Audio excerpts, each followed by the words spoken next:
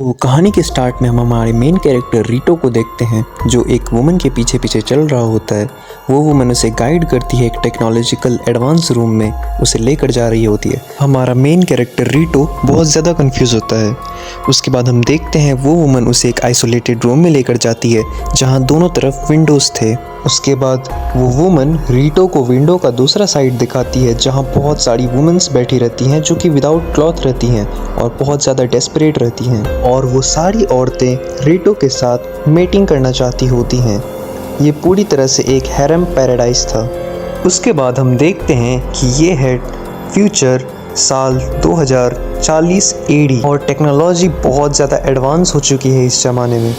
सिर्फ वही लोग काम पे जाते हैं जिन्हें काम करने का मन करता है, वरना बाकी लोग घर पे बैठ के रिलैक्स करते हैं। सारा काम एआई संभालता है। तो हमारा मेन कैरेक्टर रीटो एक मेडिकल स्टूडेंट है जो कि डॉक्टर बनना चाहता है, पर उसे भी एक डिजीज़ हो जाता है जिसका इलाज अब तक नहीं बना था, बट स्टिल वो ज़िंदा रह सकता है बाय कोल्ड स्लीप, जिसे हाइबरनेशन भी कहा जाता है। तो जब तक इस डिजीज़ का क्योर नहीं बन जाता तब तक रीटो वेट करेगा और कोल्ड स्लीप में सोया रहेगा। तो रीटो कोल्ड स्लीप में जाने वाला ही होता है, उसका आखिरी दिन रहता है और वो डिसाइड करता है कि वो अपनी क्रश को प्रपोज कर देगा जिसका नाम रहता है एरिसा। पर ये इतना जल्दी हो गया कि एरिसा ने उसे कोई जवाब ही नहीं दिया। वो कैसे देती, मतलब सब कुछ इतना फास्ट होने लगा कि उसे समझ में ही नहीं आया कि क्या हो रहा है। पर रीटो को इसका बुरा बिल्कुल भी नहीं लगा और उसने एरिसा से कहा कि क्या वो मेरे लिए 5 साल वेट कर सकती है जब तक वो कोल्ड स्लीप में सोया है। फिर रीटो जाता है डॉक्टर के ऑफिस में कोल्ड स्लीप में सोने के लिए, और तभी हमें रिवील किया जाता है 2 और कैरेक्टर, रीटो का बड़ा भाई रियू और उसकी छोटी बहन माहिरू। और जैसे ही रीटो जाने वाला ही होता है कोल्ड स्लीप में, उसी टाइम पे वहाँ पे एरिसा आती है, जिससे हमें पता चलता है कि एरिसा भी कहीं ना कहीं रीटो को लाइक करती थी। और जाने से पहले वो एरिसा को एक लॉकेट देता है और उसके बाद वो कोल्ड स्लीप में चला जाता है और उसे एरिसा की आवाज़ सुनाई देती है कि वो उसके लिए वेट करेगी 5 इयर्स तक। और जब रीटो की आँख खुलती है 5 साल बाद, तो वो देखता है कि उसके चारों तरफ नर्सेज रहती हैं जो कि उसे देख के शर्माने लगती हैं। रीटो थोड़ा सरप्राइज रहता है। वो पर्पल बालों वाली लड़की रीटो को बताती है कि ये 2045 है और वो 5 साल तक सोया रहा। उसके बाद वो रीटो को लेकर डॉक्टर के पास जाती है जहाँ डॉक्टर उसके वाइटल ऑर्गन्स को चेक करते हैं। रीटो उस फीमेल डॉक्टर से पूछता है कि क्या मैं अपने पर्सनल डॉक्टर से मिल सकता हूँ, तो वो फीमेल डॉक्टर उसे बताती है कि उसका पर्सनल डॉक्टर अब जिंदा नहीं बचा है। उसके बाद रीटो को एक कार में लाया जाता है जहाँ वो पर्पल बालों वाली लड़की उसे बताती है कि MK वायरस के बारे में, जो कि कोरोना से भी ज़्यादा डेडलियर था, जिसके वजह से 3 दिन के इन्फेक्शन में उसने सारे मेल पॉपुलेशन को मिटा दिया। उसके बाद वो पर्पल बालों वाली लड़की, इसका नाम मीरा रहता है, वो उसे बताती है कि इवन आज के ज़माने में भी इस वायरस का कोई भी क्योर नहीं निकला है। रीटो को लगता है कि ये कोई प्रैंक है और वो कार के बाहर निकल जाता है। अब रीटो जैसे ही कार से बाहर निकलता है, वो देख के शॉक हो जाता है कि वहाँ कोई भी मैन नहीं था, सिर्फ वुमेन्स थी जो कि उसे अजीब तरीके से देख रही होती हैं शॉक होके। और फिर उनमें से एक वुमन उस पर अटैक करने का जैसे ही कोशिश करती है, तभी रीटो की गार्ड वहाँ पे आ जाती है और उसे बचा लेती है। उसके बाद वो पर्पल बालों वाली लड़की, जिसका नाम मीरा होता है, वो रीटो को समझाती है अबाउट MK वायरस यानी मेल किलर वायरस, जो आया और उसने वर्ल्ड के आधे पॉपुलेशन को ख़त्म कर दिया। जितने भी मेंस थे दुनिया में वो सारे के सारे ख़त्म हो गए। अब ह्यूमैनिटी को बचाने के लिए उसको वुमेन्स के साथ मेटिंग करना पड़ेगा और बच्चे पैदा करने पड़ेंगे। और फिर हमें रिवील किया जाता है, फिर हमें पता चलता है कि सिर्फ रीटो ही एक ऐसा मेल नहीं है, उसके अलावा और भी 4 मेल हैं जो बचे हुए हैं, क्योंकि वो भी जस्ट लाइक रीटो कोल्ड स्लीप में चले गए हुए थे। पर हमारा जो मेन कैरेक्टर रीटो रहता है वो एरिसा के लिए लॉयल रहता है और वो नहीं चाहता है कि वो वुमेन्स के साथ सोए बच्चा पैदा करे, जस्ट बिकॉज ह्यूमैनिटी को बचाने के लिए। तो रीटो को कन्विंस करने के लिए मीरा रीटो की छोटी बहन माहिरो को बुलाती है। माहिरो आती है और उसे बताती है अबाउट मेल किलर वायरस, और वो इसे ये भी बताती है कि उन दोनों के बड़े भाई रियो को वो अभी भी कोल्ड स्लीप में सोया हुआ है। फिर वो आगे बताती है कि एलिसा, जिसने ऑलमोस्ट क्योर ढूंढ लिया था MK वायरस का, वो भी 3 साल से मिसिंग है।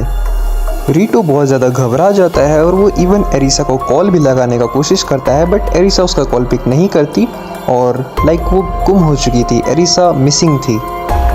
रीटो को रियलाइज़ होता है कि ये सब कुछ सच में बहुत ज़्यादा सीरियस है जब वो देखता है कि मीरा उसके रूम में आती है मीटिंग करने के लिए, बट रीटो उसे मना कर देता है और उससे रिक्वेस्ट करता है कि ऐसा ना करे। पर चीज़ें और ज़्यादा कॉम्प्लिकेटेड हो जाती हैं जब मीरा उसे कहती है नेक्स्ट डे कि तुम्हें किसी न किसी औरत के साथ सोना ही पड़ेगा, मीटिंग करनी ही पड़ेगी। बट रीटो उसे 1 महीने का टाइम मांगता है ताकि वो एरिसा को ढूंढ सके। वो उसे रिक्वेस्ट करता है कि वो बस उसे 1 महीने का टाइम दे। रीटो उसे बताता है कि अगर वो किसी के साथ मीटिंग करेगा भी तो वो बस एरिसा होगी और कोई नहीं। तो मीरा इससे एग्री तो कर जाती है, बट वो रीटो को कहती है कि जब तक एरिसा नहीं मिलती वो हर रात एक दूसरी लड़की को भेजते रहेगी ताकि वो रीटो को सेड्यूस करे और हो सके तो रीटो उसे प्रेग्नेंट कर दे।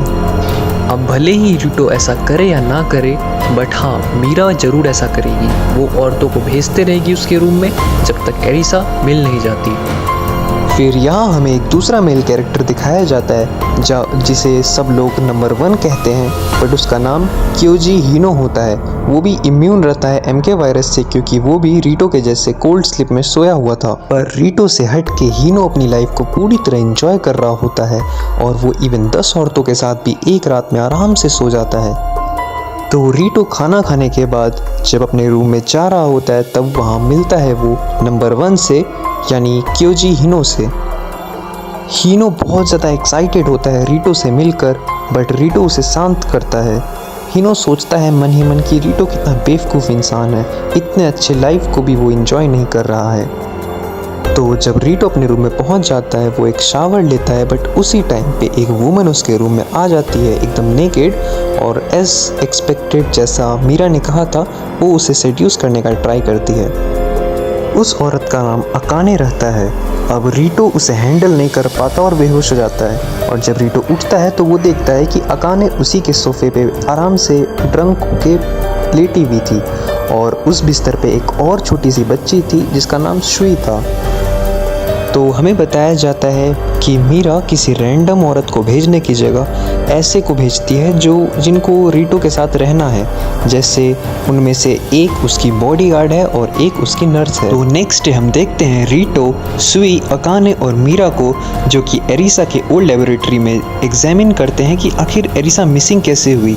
वो कुछ क्लूज ढूंढते हैं, बट रीटो को कुछ क्लूज मिलते हैं जो कि वो अपने रूम में ले लेता है, उसे रख लेता है ताकि वो रूम में उसे एग्जामिन करे। पर तभी हम देखते हैं पीछे से एक स्ट्रेंज वुमन आती है जो कि एक बेयर को रिलीज कर देती है। अब वो बेयर बहुत ज़्यादा बड़ा और ख़तरनाक होता है, और वो जैसे ही सुई पे अटैक करता है रीटो उसे बचा लेता है।